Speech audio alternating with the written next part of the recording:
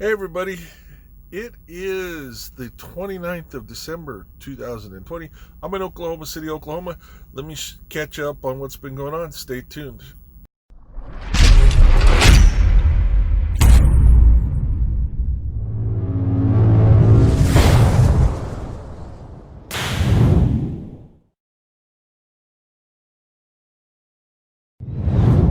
Hey everybody, this is Rick, also known as Duke City Double Dog. I'm in Oklahoma City, Oklahoma, as I said.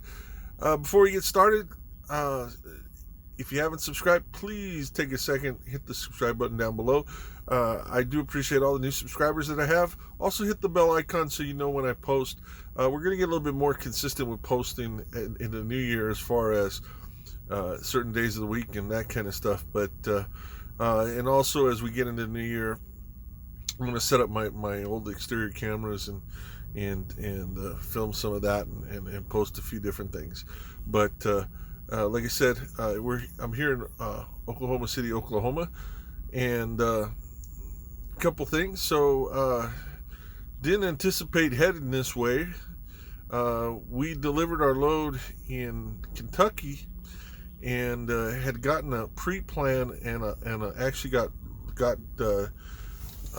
dispatched on a load that was supposed to pick up in Kentucky and run to North Carolina. When we got to the shipper, they said that load, the numbers on that load corresponded to a load that was supposed to go on Werner. So called dispatch, had them check it, everything. Had my asset manager worked on it and everything, and I sat there for about 3 hours waiting for it, and then they finally said, well, we're going to take you off of that, we're going to cancel that, and we're going to send you to go pick up a load in I think it's Orangeburg or Owensboro, Kentucky, and it's going to Ontario, California. So I swapped about a 400-mile load for a 2,200-mile load, so that's pretty good. We got till New Year's Day to get it out there, so sometime New Year's Day is when it delivers. Anytime it's a drop and hook, so it's gonna take us about 3.5-4 days to get out there. Right now we got a day and about a third on it. I did ask some of the people on the Crete Carrier Facebook page for some help, because remember I said I spent 3 hours waiting for them to figure this thing out. So I had a 3-hour break in the bunk, and by the time I got up to pick up the load, which was about 130 miles to pick up the load, and it was back roads and all this kind of stuff, and got onto it, I had about an hour and a half to run it based on the regular clock. But if you're a truck driver, you know about splits, about sleeper berth splits. If you're not, it's something you're going to learn about. So going back when we talk about a 14-hour clock, that 14-hour clock is important, and that's the one that was running down. I had plenty of drive time. I had about 5 hours of drive time left yesterday, but I only had an hour and a half on my 14. But I had taken that 3-hour break, which allowed me to do a 3-7 split. That means, take that 3, add with another 7 later on to get a 10-hour break. And so I was able to extend my drive clock by 3 hours, which allowed me to get to East St. Louis, Illinois, which was my fuel stop, and shut down there for the night. So I was able to get, about 260, 270 miles on it, which really helped. So psyched about that. One of the things that I asked for some help on was not the procedure, but was with PeopleNet. So I'm very used to Qualcomm and how you do splits with Qualcomm, especially since the change that happened as far as hours of service a few months ago, where instead of just taking an 8-2 split, and you're able to take an 8-2 split, a 7-3 split, or a 3-7 or 2-8 split. Those I'll have to explain more in detail later. I don't want to get too much into it because I don't want this video to be too long. But the big thing was what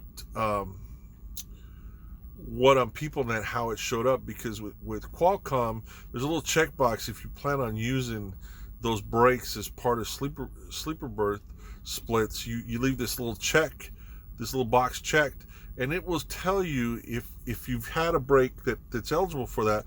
It'll tell you how far extended your 14 could be, and that kind of stuff, assuming that you do the second part of the brake, or the second part of the split. PeopleNet doesn't do that right now. Now, there's supposed to be supposedly an update coming sometime in January, but I don't know for sure. But right now, so you've got to track it, I found out. And this was, just doing a little bit of research online and that kind of stuff. So I needed to keep track of the fact that I was adding 3 hours and 1 minute to my 14-hour clock, and also make sure that I wasn't going over on my drive clock. Once I did that, even though my PeopleNet showed I was out of drive time, out of 14-hour, I knew I still had that extra. And then where it fixed itself was when I finished the 7-hour break, after I shut down in Illinois. So it fixed itself, and it came up once it was that. And what I actually did is I extended that 7-hour break all the way to 10 hours, so I got a full clock.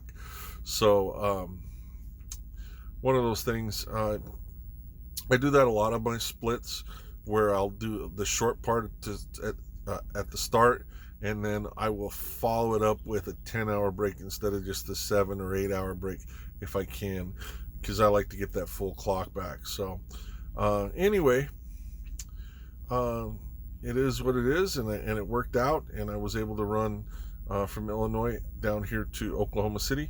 Not a full day. I'm trying to cut back on the length of my runs, trying to work on so that I'm ready to do more recaps.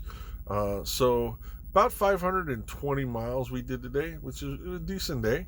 Tomorrow we're going to do a little bit of a longer day. We're going to try to get about 500 and almost 600 miles tomorrow. And the reason for that is I want to get to Grants, New Mexico tomorrow. I got a fuel stop in Albuquerque. I was tempted to spend the night there. But I want to try to get to Grants, because getting to Grants is going to give me a good shot at getting into Barstow the next day. And if I can get into Barstow, that's going to make the, New Year's Day a short day, because I'm not going to have a lot of time left. I'll have about 7, 8 hours left on my 14, and that's got to last a couple days. So I want to get in there with, and if I shut down in Barstow, I'm only going to have about 80 miles to get into the receiver. So we'll figure it out. We're going to work to try to get better with our clock, and to be set up for recaps, and we'll see how it goes. I have a feeling they're going to try to send us to you get a little I have a feeling they're going to try to send us to Phoenix. We do need to meet our fleet manager out of the Phoenix office, and